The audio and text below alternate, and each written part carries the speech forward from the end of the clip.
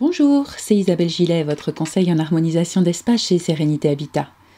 En Feng Shui, tout comme en homestaging d'ailleurs, tout commence par le désencombrement.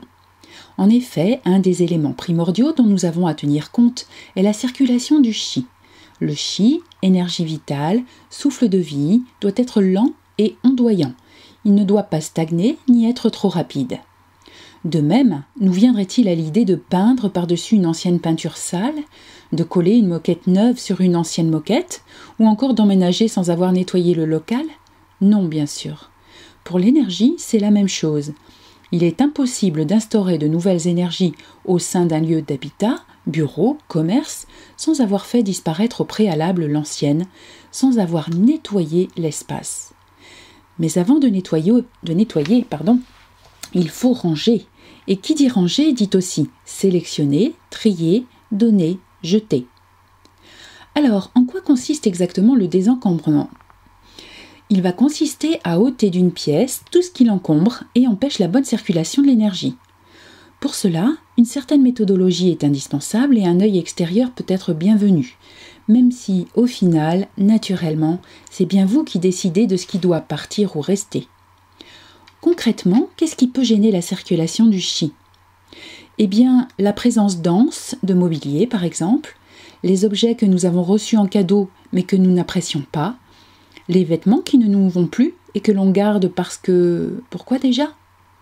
Ce que l'on entasse en se disant « je le garde au cas où, peut-être que ça me servira un jour ».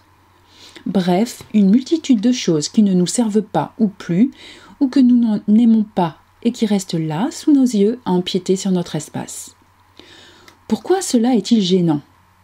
Eh bien parce qu'il faut laisser de la place au changement. Sans place, aucun changement, aucune amélioration de la situation ne sera possible. Une petite astuce en passant, à chaque fois que vous achetez un vêtement ou un objet, pensez à en donner ou en vendre un autre. Savoir donner, pour certaines personnes, cela n'est pas si simple.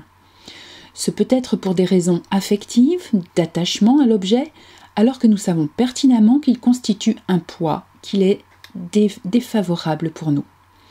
Quelques exemples.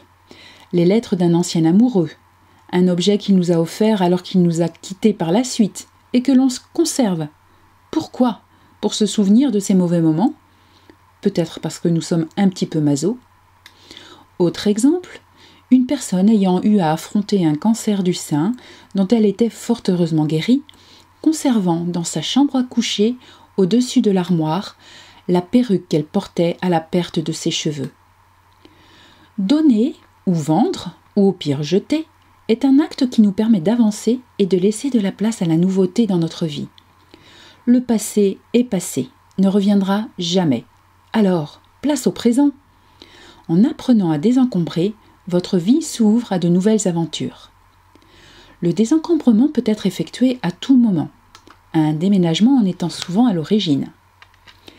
Il sera néanmoins particulièrement bienvenu à 2 périodes de l'année, la nouvelle année et l'arrivée du printemps.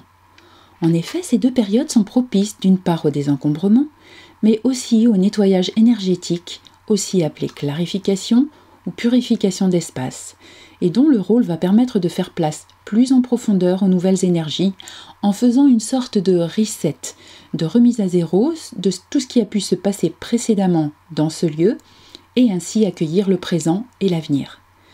Je vous en parle dans un autre podcast dédié à cela. Maintenant, c'est à vous. En route pour le désencombrement afin de faciliter la circulation du Qi dans votre lieu de vie ou de travail.